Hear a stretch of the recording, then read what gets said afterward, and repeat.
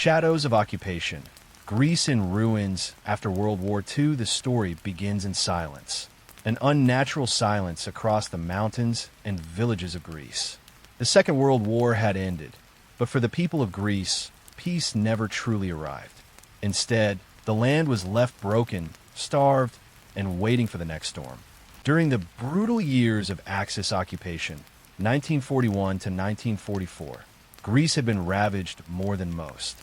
The Nazi regime and their allies squeezed the country dry, seizing food, destroying infrastructure, and enforcing terror.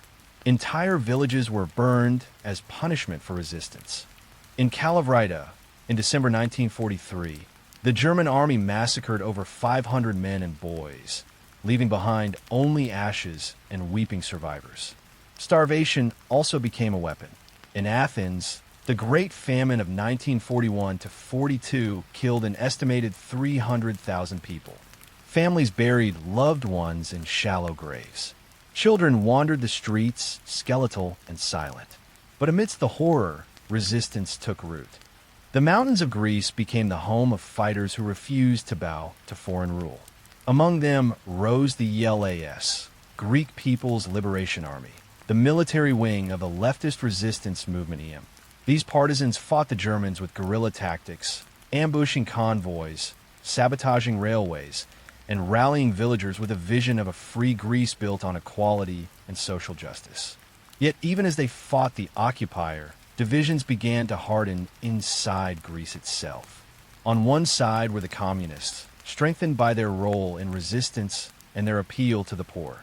On the other stood royalists, conservatives, and traditional elites, many of whom rallied around the exiled King George II and Britain's promise of eventual liberation. The seeds of civil war were being planted even before the Axis forces withdrew. When Germany finally retreated in late 1944, Greece should have celebrated its liberation. Instead, the question of who would rule Greece erupted violently. In Athens, rival militias clashed in the streets. British troops, who had landed to help restore order, found themselves facing the very partisans who had resisted the Nazis. Winston Churchill himself flew to Athens in December 1944, desperate to prevent Greece from falling under communist control. His order was clear: do not hesitate to act as if you were in a conquered city. The confrontation became known as the Decembriana, the December events. For weeks, the Greek capital turned into a battlefield. Ellis fighters faced British troops and Greek government forces loyal to the monarchy. Barricades were raised, artillery shook the city, and civilians were trapped in their homes as bullets whistled through the air. In the end, the communists retreated, but the bitterness remained. Greece was no longer just recovering from Nazi occupation. It was now split down the middle, a nation torn apart by ideology. By early 1945, the Varkiza Agreement attempted to calm the storm.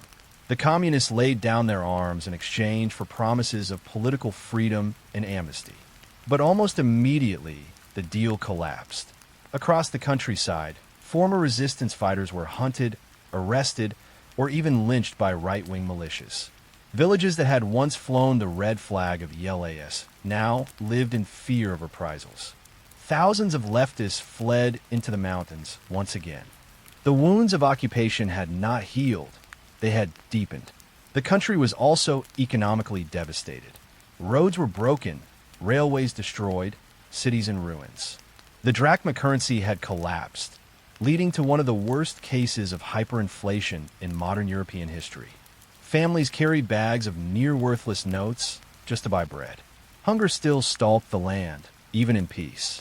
Amid this despair, the ideological battle lines hardened further. To many on the left, the monarchy and its allies represented a betrayal of the resistance struggle, a return to old feudal hierarchies, and the domination of foreign powers. To conservatives, communism represented chaos, revolution, and the destruction of traditional Greece. And above it all loomed the growing influence of outside powers. Because Greece was no longer just Greece, it had become a test case. A fragile nation where the future of Europe, perhaps even the world, might be decided. The Soviets looked on carefully, though bound by agreements with Britain to stay out. Britain, exhausted but determined, poured men and resources into supporting the royalist government. And soon, a new player, the United States, would arrive, determined to stop the red tide from spreading any further. But before foreign intervention reshaped the conflict, Greece itself had to ignite. By 1946, sporadic clashes between right-wing militias and communist partisans erupted into full-scale war. The countryside burned once again. The Second World War had only just ended, but for Greece, the Greek Civil War was about to begin, a war every bit as brutal, but this time fought not against foreign invaders, but between brothers. And what happened next would drag Greece into the very first clash of the Cold War. Brothers at war, monarchists versus communists in a divided nation. The spring of 1946 was supposed to bring new beginnings to Greece. Instead, it marked the moment the nation's fragile peace collapsed. On March 31st, 1946, elections were held to decide the country's future, but they were boycotted by the communists, who argued that government repression made free participation impossible. The result was overwhelming victory for the royalist and conservative parties, paving the way for the return of King George II. To many, especially in the rural mountains where WWII fighters had once been heroes, this felt like a bitter betrayal.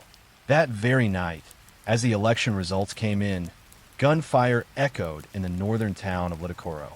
A band of armed communist partisans attacked the local gendarmerie station, killing a dozen policemen.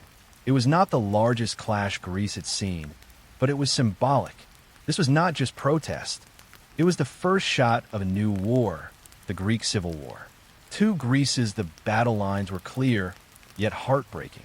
On one side stood the government army, loyal to the monarchy, backed by conservative elites, landowners, the Orthodox Church, and increasingly by Britain. On the other stood the Democratic Army of Greece, DSE, formed largely from former WWII fighters, communists, and peasants who dreamed of land reform in a socialist Greece. It was, in many ways, a war of brothers. Families split apart. In countless villages, one son joined the army, while another disappeared into the mountains to fight for the DSE. Husbands and wives found themselves on opposing sides. Neighbors who had resisted the Nazis together now pointed rifles at each other. The Greek mountains, with their rugged terrain and thick forests, became the stage for this bloody conflict. Guerrilla fighters of the DSE knew the land intimately. They moved silently through the night, striking at isolated army posts, ambushing patrols, then vanishing back into the hills. Villagers provided food, shelter, and intelligence, but always under fear. For if the DSE came at night, the government army came by day, demanding loyalty and punishing those suspected of helping the rebels. The terror of daily life for ordinary Greeks, the war was unbearable. To be neutral was nearly impossible. If you lived in a mountain village and gave bread to a partisan, the army might return the next morning, accusing you of treason. If you cooperated with the government, the partisans could arrive after sunset, branding you a collaborator. Thousands of families were displaced, fleeing to the cities to escape the cycle of fear and reprisal. Women carried much of the burden. Many were widowed or forced to care for children alone. Others were swept into the conflict themselves, joining the DSE as nurses, messengers, or even fighters. For the communists, women's participation became a proud symbol of equality. But it also meant women shared the dangers: hunger in the mountains, constant bombardment, and capture by government forces. The brutality shocked even those hardened by World War II. Villages were burned to deny shelter to guerrillas. Prison camps swelled with thousands accused of communist sympathies. Torture and executions became tools of both sides. This was not just a battle for territory. It was a struggle for the soul of Greece. The communist dream, what did the DSE fight for? At its core, the movement dreamed of a people's democracy, inspired by the revolutions sweeping Eastern Europe. Land reform promised peasants ownership of the soil they worked. Education and literacy campaigns promised to uplift the poor. Propaganda painted the monarchy as corrupt, beholden to foreign powers. Yet this dream faced two major problems. First, many Greeks still remembered the December 1944 battles in Athens, where communist fighters had turned their guns on fellow Greeks. That memory haunted the left. Second, the DSE's survival increasingly depended on support from neighboring communist states, Yugoslavia, Albania, and Bulgaria. This fed the government's argument that the rebels were not patriots but puppets of foreign powers. The royalist response to the government army, though initially disorganized, had one major advantage: foreign support. Britain provided weapons, supplies, and advisors. British officers trained Greek troops in counterinsurgency, while the royalist propaganda machine branded the rebels as traitors threatening Greece's very existence. But despite British help, the war was far from won. Guerrilla tactics gave the DSE the upper hand in the mountains. By 1947, they controlled significant stretches of northern Greece. Rebel radio stations broadcast defiance, promising that the people's struggle would sweep the monarchy away. The government army grew frustrated, responding with harsher measures. Villages suspected of aiding partisans were forcibly evacuated. Entire populations were moved into protected zones, cutting the guerrillas off from their support base. It was a cruel strategy, tearing families from their homes, but it slowly began to undermine the DSE's lifeline. A war without end? By the late 1940s, Greece looked less like a unified country and more like a patchwork of war zones. The cities were firmly in government hands. The countryside, especially in the rugged north, was often under partisan control. And in between lay burned-out villages, mine-strewn roads, and hungry refugees. It seemed endless. One side claimed legitimacy as the lawful government of Greece. The other claimed to represent the true will of the people. And while Greek men and women bled in their homeland, powerful eyes abroad watched closely, because to them, this was no longer just a Greek tragedy. It was the first front in a much larger struggle. But what happened next would pull Greece into the center of global politics and bring the United States directly into the war. Foreign hands, Britain, America, and the Soviet role in the Greek Civil War was never just about Greece. From the moment bullets began to fly, the world's great powers turned their gaze toward this small, war-torn nation on the edge of Europe. For them, Greece became a test case, a battlefield not only of armies, but of ideologies. Britain struggled to hold on at first. It was Britain that carried the burden of supporting the royalist government. Winston Churchill had long believed that Greece must remain in the Western sphere, even if it meant clashing with the communists. Back in October 1944, Churchill famously struck the percentages agreement with Stalin in Moscow, scribbling on a scrap of paper that Greece would be 90 British influence and only 10 Soviet. Stalin agreed, and he largely kept his word. But promises on paper did not stop war on the ground. British soldiers and advisors found themselves bogged down in Greece, a country ravaged by hunger and political chaos. By 1946, Britain was exhausted. Its empire was shrinking, its economy near collapse. Supporting Greece drained money and men London could no longer afford. In February 1947, Britain delivered a shocking message to Washington. We cannot carry this burden any longer. The defense of Greece, and by extension, the defense of the Mediterranean, would have to pass to the United States. Enter America. The Truman Doctrine for the United States, this was a turning point. President Harry S. Truman and his advisors feared that if Greece fell to communism, neighboring Turkey would follow, and soon the entire eastern Mediterranean might slip from Western control. The dominoes could begin to fall. On March 12, 1947, Truman stood before Congress and announced what would become one of the defining policies of the Cold War, the Truman Doctrine. He declared that the United States must support free peoples resisting armed minorities or outside pressures. Though he did not name the Soviet Union directly, the meaning was unmistakable. The United States would now commit itself to containing communism, wherever it threatened to spread. Greece was the first test. Washington poured $400 million into Greece and Turkey, funding weapons, supplies, and economic aid. American advisors flooded into Athens, reorganizing the Greek army, training officers, and introducing new tactics against the guerrillas. American planes roared overhead, dropping supplies and, later, bombs on rebel positions. For the first time, the Civil War was no longer just Greek versus Greek. It was backed by the full weight of American power. The Soviet shadow, yet the Soviet Union's role, was far more complicated. Joseph Stalin, bound by his wartime deal with Churchill, refrained from direct intervention in Greece. Unlike in Eastern Europe, where Red Army troops had secured communist governments, the Soviets avoided direct involvement here. Instead, support for the DSE came mainly from Greece's Balkan neighbors, Yugoslavia under Tito, Albania under Hadja, and Bulgaria. These countries opened their borders to Greek partisans, providing safe havens, weapons, and medical aid.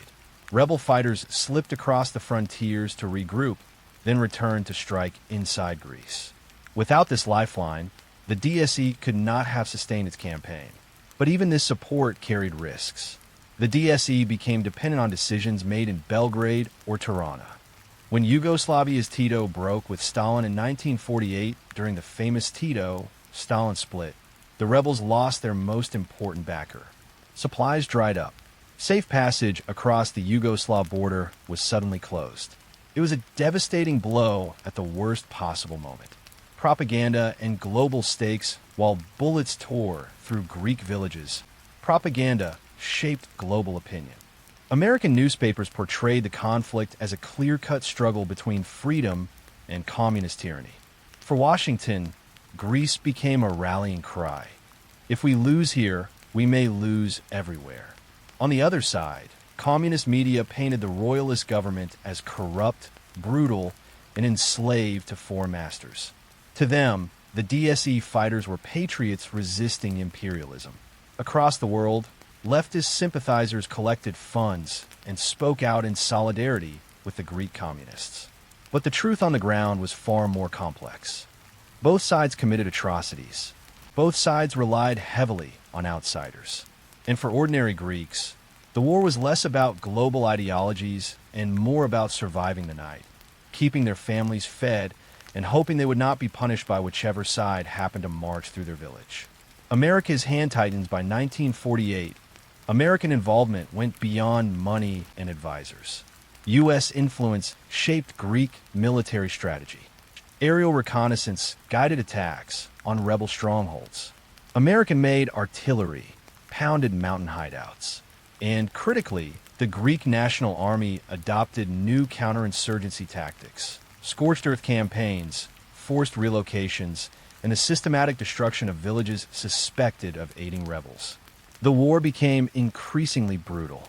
Yet with American resources and Yugoslavia's withdrawal of support to the rebels, momentum began to shift. The Democratic Army of Greece, once a formidable guerrilla force, found itself cornered, its supplies dwindling, its fighters exhausted. Still, they refused to surrender. The DSE clung to their mountain fortresses in the north, convinced that victory, or at least survival, was still possible. But what happened next would seal their fate, ending the war in fire and blood, and leaving Greece permanently tied to the Western camp. The end of the dream, victory, defeat, and the birth of the Cold War order by 1948. The Greek Civil War had entered its most desperate and decisive phase. After years of guerrilla strikes and brutal reprisals, both sides were exhausted. Villages lay in ruins, cities were swollen with refugees, and the mountains echoed with gunfire that seemed endless. Yet the final outcome was near. For the rebels of the Democratic Army of Greece, DSE, the dream of socialist Greece was slipping away. The mountains become a trap the DSE had once thrived in the rugged mountains, using their knowledge of the land to outmaneuver the government army. But by 1948 to 49, those same mountains became cages. With the Yugoslav border now closed after Tito's break with Stalin, the rebels lost their most vital supply line.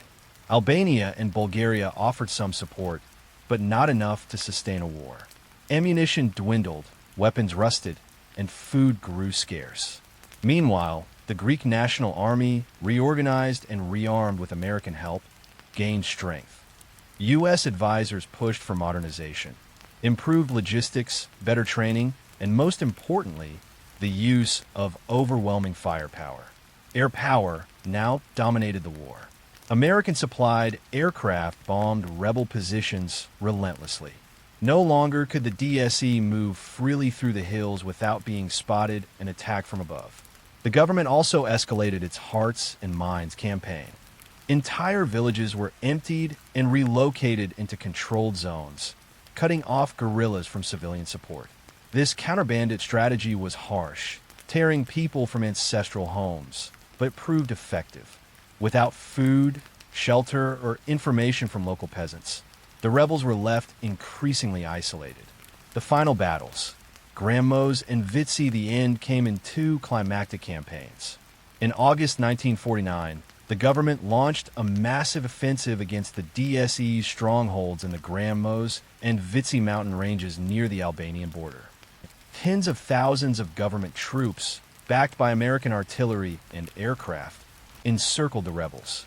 Bombers rained destruction on the mountains, turning forests into blackened wastelands.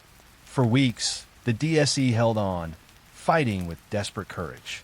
Eyewitnesses spoke of fighters clinging to ridges under relentless shelling, of nurses carrying the wounded through burning forests, of young men and women who refused to surrender. Yet the outcome was inevitable. Outnumbered, outgunned, and cut off from supplies, the partisans began to fall. In late August, the government army broke through. Survivors fled across the border into Albania. Thousands were captured, executed, or imprisoned. The once proud DSE was shattered. After 3 years of savage conflict, the Greek Civil War was effectively over. The human cost was staggering. An estimated 150,000 Greeks were killed, soldiers, partisans, and civilians alike. Villages lay abandoned, farmland ruined. Over 700,000 people were displaced, many fleeing to cities, others deported or forced into exile abroad. The wounds cut deep into Greek society. Families remained divided for decades. Brothers who had fought on opposite sides, parents who had lost children to the war, communities that never recovered. For the left, the defeat was devastating. Thousands of communists fled into exile, scattered across Eastern Europe. Others languished in prison camps or faced execution. The dream of a socialist Greece had been crushed. For those who survived, silence often became the only option. Speaking of communist sympathies in post-war Greece could mean imprisonment or worse. For the victors, the price was also heavy. Though the monarchy and government had survived, Greece was now a country bound tightly to foreign powers. Independence had come at the cost of dependency, first on Britain and now on the United States. Greece and the Cold War order, the Greek Civil War, did more than shape Greece's future. It helped shape the entire Cold War. For the United States, the victory was proof that the Truman Doctrine worked. Containment had stopped communism's advance. Greece became a loyal member of the Western Bloc, later joining NATO in 1952. American bases, aid, and political influence became fixtures of Greek life. For the Soviet Union, the war was a lesson in restraint. Stalin had kept his bargain with Churchill, refusing to intervene directly in Greece. Yet the results showed the limits of Soviet power. Communism could not spread everywhere. The Cold War would not be won on every front. For Europe, the Greek Civil War was a warning. It revealed how quickly wartime alliances could shatter, how fragile liberation could be, and how viciously the Cold War could play out, not through direct U.S.-Soviet clashes, but through proxy wars in smaller nations. The legacy of a divided nation, even after the guns fell silent, the war's shadow lingered. For decades, politics in Greece remained bitterly polarized. The right celebrated victory over bandits, while the left mourned defeat and repression. It was not until the 1980s, when exiles were allowed to return, that the wounds of civil war began to heal, at least officially. Yet the memory remains. In villages once burned, in families still divided, in the silence of mountains where young Greeks once fought and died. The Civil War is not forgotten. It was the war after the war, the tragedy after liberation, the moment when Greece became the first battleground of the Cold War. And in that story lies a haunting truth. For Greece, World War II did not end in 1945. It ended in 1949 in the smoke and fire of Grammos and Vitsi, when a nation's future was sealed, not just by its own struggle, but by the hands of the world's new superpowers. The Greek Civil War may have ended in 1949, but its lessons still echo today. It was more than a struggle between brothers. It was the first battlefield of the Cold War, a war that would shape the second half of the 20th century. If you found this documentary powerful, don't forget to like the video, subscribe to the channel, and hit the bell icon so you never miss the next story from history's darkest and most dramatic moments. And I'd love to hear from you. Do you think Greece could have avoided civil war? Or was the clash of ideologies inevitable? Share your thoughts in the comments below. I read them all.